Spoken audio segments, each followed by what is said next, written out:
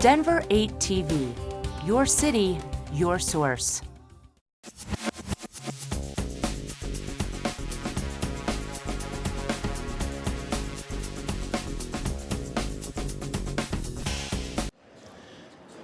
Good morning. I'm Paul Washington, the Executive Director of the Denver Office of Economic Development, and it's great to see so many of our community housing partners here today. And that's what brings us to this point. When it comes to affordable housing and workforce housing units, it takes strong partnership to advance the creation and preservation of affordable housing units. And speaking of partners, we have a lot of them here today, including Mayor Hancock and Rick Garcia, who in their previous roles on City Council played an important part in the early beginnings of the program you're going to learn more about today. And so for more on today's news announcement, I'm honored to bring and introduce to you my boss, Denver Mayor Michael B. Hancock.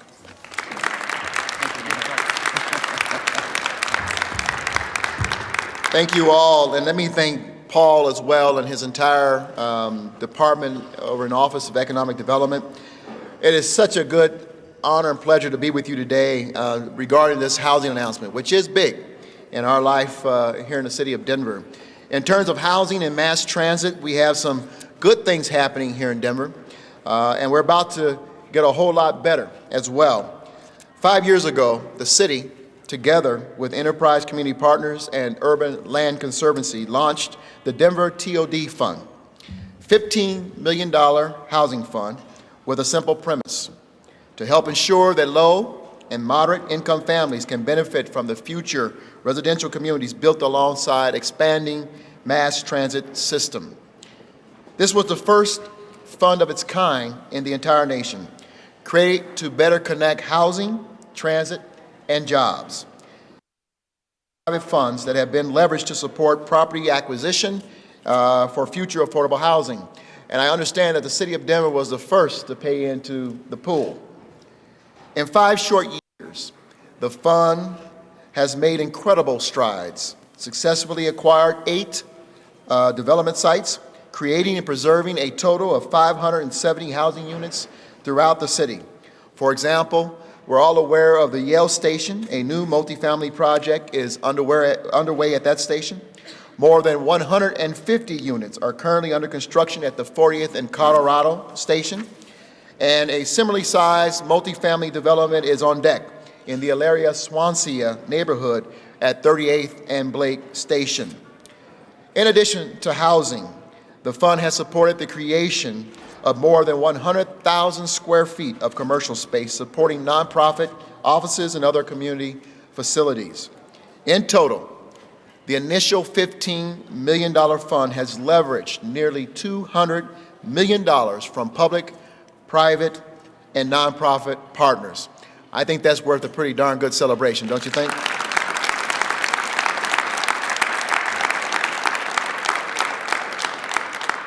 It's a pretty nice investment. I need to get some of that investment advice. It's also served as a national recognized best practice.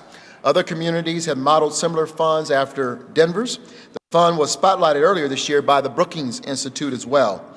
Most importantly, our successes have sparked interest from neighboring cities and counties. Discussions have centered on how to expand this tool to benefit our entire metro region and leverage the mass transit development occurring throughout the region. Today, I am proud to join Enterprise Community Partners to announce the new Denver Regional TOD Fund. This is a new chapter in our successful fund that can be summed up by simply saying we are expanding our resources, and we have a much greater reach as a result of our partnership. Thanks to the tireless efforts of the enterprise, we have grown the original $15 million to a $24 million housing finance tool, benefiting the entire 7-county metro region. Adams, Arapahoe, Boulder, Broomfield, Denver, Douglas, and Jefferson counties are now beneficiaries of this pool. And it's modeled upon the original TOD fund that we started, $15 million, funding property acquisition and pre-development for loans to support affordable housing development along transit corridors. Within a half a mile of rail and a quarter mile of high-frequency bus routes be able to fund housing projects. The regional fund is made possible thanks to investments made by the Colorado Housing Finance Authority and the Colorado Division of Housing, which in turn fostered significant investments from several foundations, banks, and community development financial institutions. The Denver Regional TOD Fund is a win-win on many different levels. From our neighboring communities, for our neighboring communities, they now have a new tool available to help spark the creation and the preservation of affordable housing. This is consistent with and it's also consistent with our Housing Denver 5-year plan. Just a few months ago, here in the city of Denver, we announced a new 5-year plan to advance housing affordability. The encouragement of sustainable housing development is one of the plan's key priorities.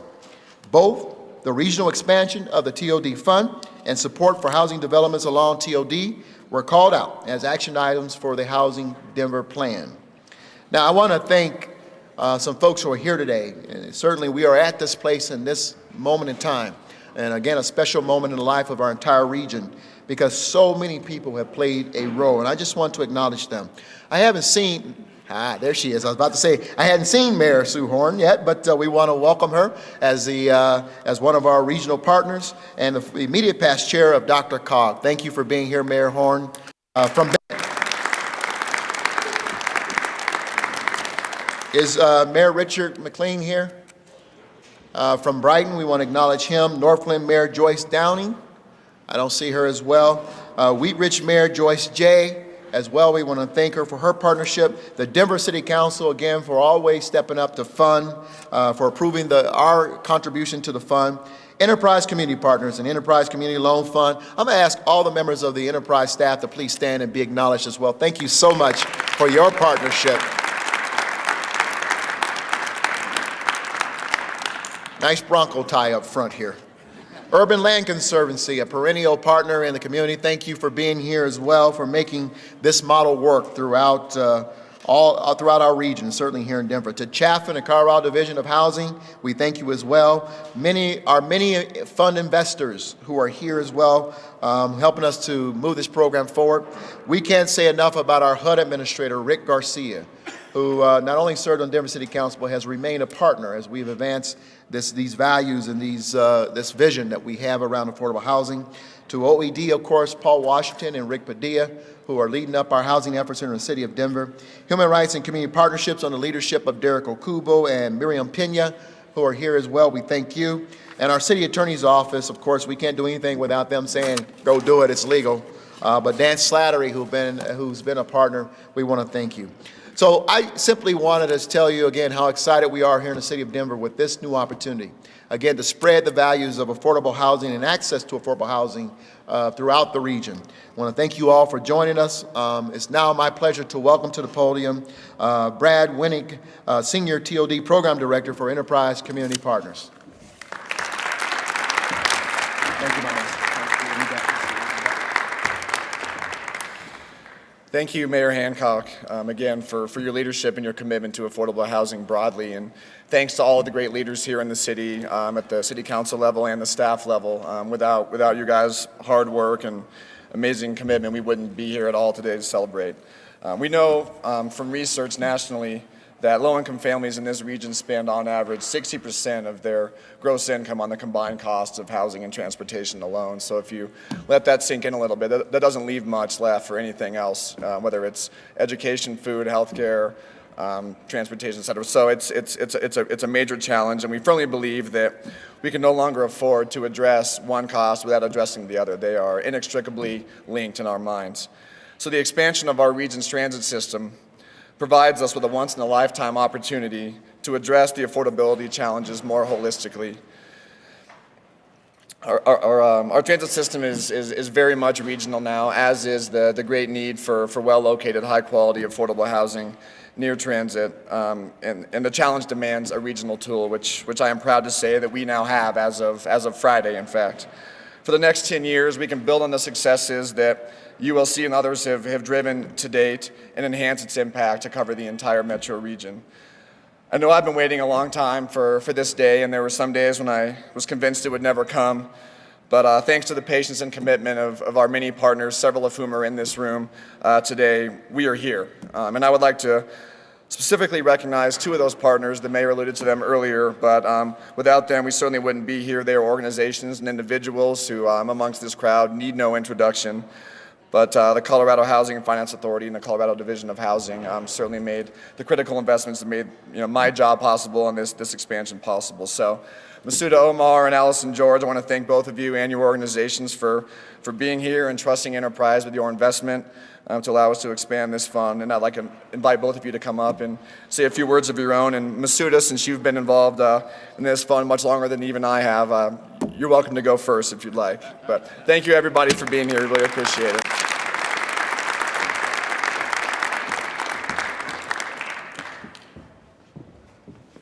Thank you, Brad. Jamie Gomez, our Chief Operating Officer, was actually going to be here today, and unfortunately he's feeling under the weather, but he sends his regards. I wanted to recognize all of our partners here, but CHAFA has been a proud partner of the Denver TOD Fund since its inception. The new regional fund will build on the success of the TOD Fund and will help low and moderate income families access affordable housing, therefore reducing their transportation costs, saving money, and allowing that money to be invested back into our local communities and economies. We'd also like to thank Enterprise, specifically Brad and Melinda, for their vision and leadership, as well as the stakeholders, and to help really make this a successful fund. So with that said, we're again happy to be part of this expansion and continuing to expand the affordable housing to a regional program. Thank you.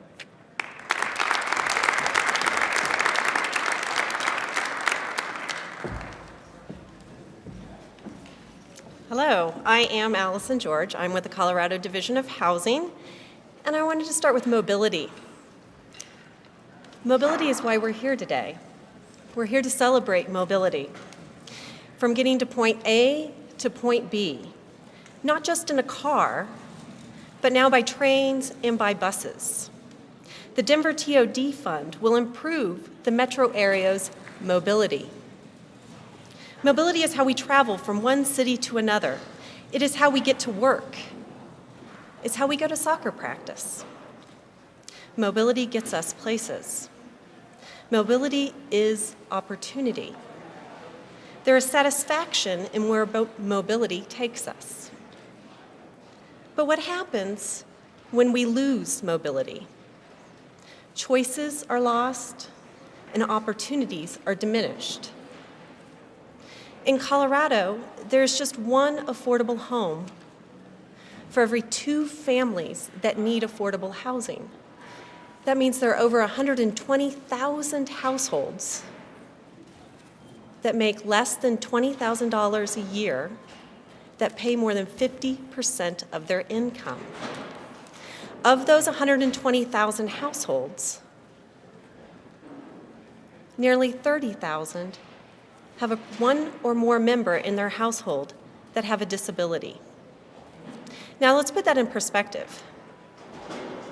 $10,000 a year on medical expenses, food, clothing, and transportation. Like Brad said, when you include transportation, that can exceed 60% of someone's income. What's compounding this is the fact that we have the highest rents historically in Colorado and the lowest vacancy rates in Colorado. 4.5% average statewide vacancy rates, over $1,000 a month for rent. Again, let's think about that person making $20,000 a year. That's not a lot for other expenses in life. The Colorado Division of Housing is pleased to be a partner with area and national funders in the Denver TOD Fund and its expansion. I'd like to give special thanks, too, to the Attorney General, John Suthers, for his investment of settlement dollars in the Colorado Housing Investment Fund, CHIF. It's those CHIF funds that the Colorado Division of Housing is investing in the expansion of the TOD Fund. The Colorado Division of Housing's mission is to improve access for all Coloradans to decent and affordable housing. As a statewide housing authority, CDOH invests grants and loans in affordable housing and the construction of affordable housing throughout the state. We also manage a portfolio of approximately 7,000 Housing Choice vouchers. Of those 7,000 Housing Choice vouchers, over 80% of our vouchers go to people with disabilities. The Denver TOD Fund provides a unique opportunity to expand universally designed housing near transportation centers, giving people with disabilities greater choice in housing and the freedom to embrace and fully access their community. The Denver TOD Fund is providing expanded housing choice and opportunity in life, and we are pleased to be a part of its expansion. Thank you very much. This journey began in 2007 when the Urban Land Conservancy and its brand new executive director, Aaron Maripol, agreed to think about becoming an investor in the future Denver TOD Fund. Under other circumstances, say a national economy that didn't crash, or precedent existing anywhere in the country for a 5-year real estate lending tool with no takeout, for example, maybe a partner like the Urban Land Conservancy wouldn't have been absolutely needed. But as it turns out, the market crashed, and because of our strong partners, we pushed forward anyway.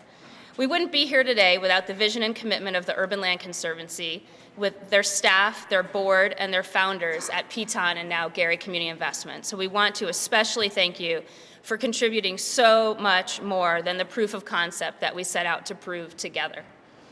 So you've heard from our public sector partners, the City and County of Denver's Office of Strategic Partnerships, the Office of Economic Development, represented by the Mayor, CHAFA, and the Division of Housing. We want to thank you one more time for your leading commitments that got us here today.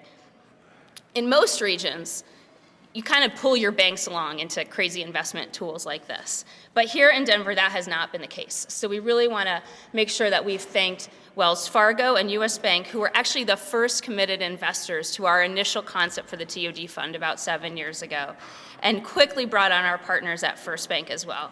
We also want to thank our peer CDFIs, the Mile High Community Loan Fund, who's been at this table since the very beginning, and more recently, the Mercy Loan Fund, who joined us for the expansion and showed their commitment to the Denver region. Last, but by far not least, we'd like to thank our philanthropic partners, the Rose Community Foundation, who made the first philanthropic commitment to the TOD Fund way back when, helped us leverage new commitments for the expansion, including those from our visionary partners at the Denver Foundation and at the Gates Family Foundation.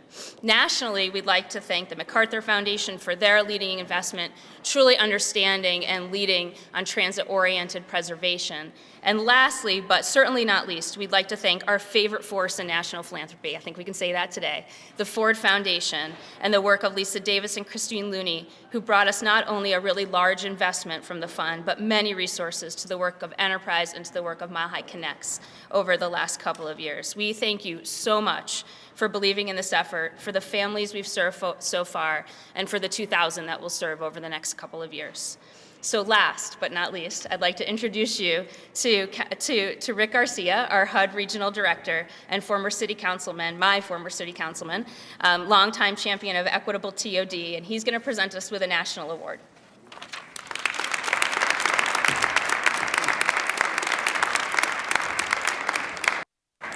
Thank you, Melinda, and thank you for giving me an opportunity to be with you this morning. Let me offer my congratulations to the mayors of this region, certainly Mayor Hancock, the city councils involved in expansion of this regional TOD fund, and all the partners who have been mentioned here today, because it's been said it takes a village, but truly to expand the Denver Regional TOD Fund, it takes the Denver metro region. So I want to congratulate everyone for that great work. It's not only the Denver metro region that is being recognized today for this work. Nationally, your work has been acclaimed, and it gives me great honor and privilege today to call attention to the Secretary's Award for Public Philanthropic Partnerships. This award today is being presented to the Denver Foundation.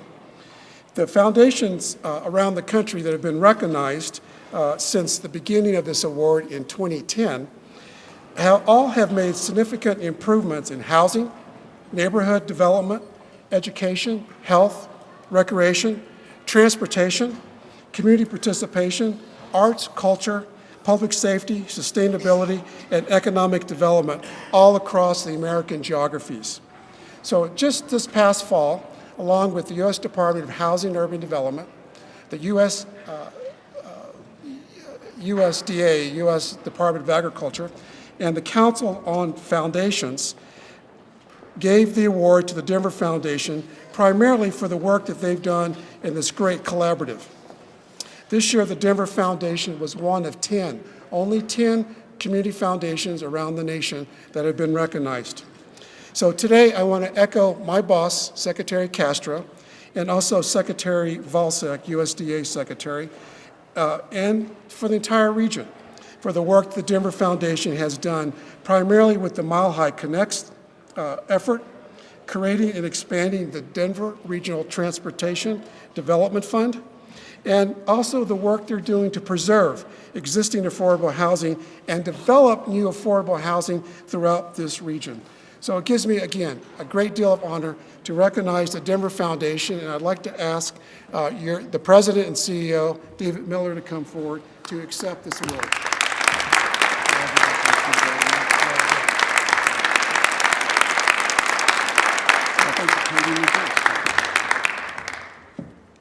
Thank you so much. On behalf of Mile High Connects, which is housed at the Denver Foundation, and the many, many partners who are involved in this exciting collaborative, it's my great pleasure to accept this award. I want to thank Administrator Rick Garcia, Secretary Castro, the two departments that have honored us, and on behalf of all of us in Denver, we truly are thrilled to get this national recognition.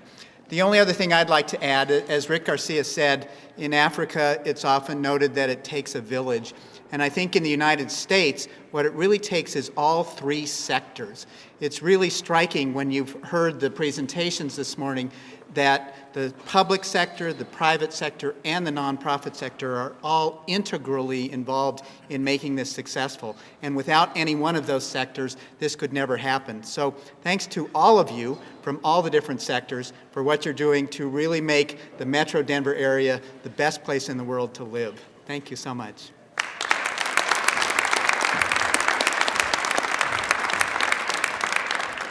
So I'd like to invite Brad Weinig up to the podium, mainly because I'm going to open it up for questions. And what I mean by open it up, I mean ask Brad questions.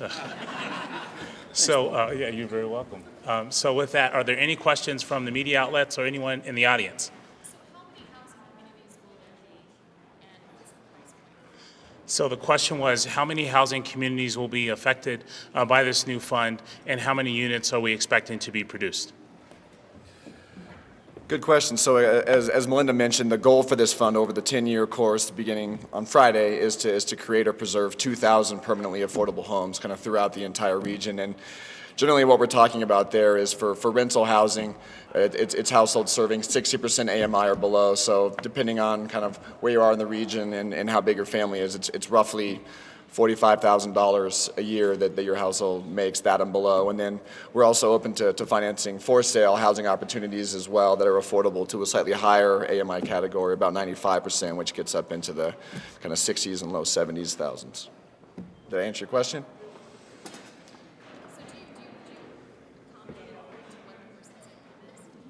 Yeah, absolutely. So the question was, do you accommodate according to what level of income the family is? And the answer is absolutely yes. And we really rely on permanent financing resources from CHAFA, from the Division of Housing, and from other organizations to kind of lay those very specific rules. It's up to our borrower, the developer, to ultimately decide what kind of mix of unit size, unit shape, affordability that they're willing to put in. It's a very competitive process, so they're encouraged to do longer affordability, deeper affordability, lower income levels.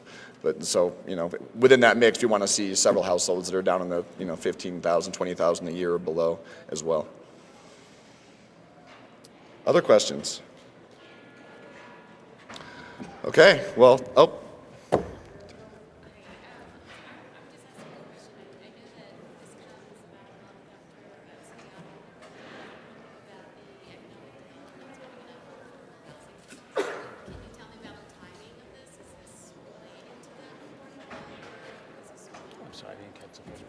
The city auditor report about economic development in the city, is this related to? So it's not related to the report from the auditor. One of the things we had a debate with relative to the audit report is it focused on one source of capital for affordable housing, CDBG. And that, although that's an important component, the point we made is that it's one of several tools out of the Office of Economic Development, and we mentioned the TOD tool as one of them. So not directly related, but certainly the TOD fund has been and will continue to be a very important component for how we proliferate more affordable housing, not only in Denver, but also throughout the region, because of course affordable housing is a regional issue. All right. Thank you all for coming.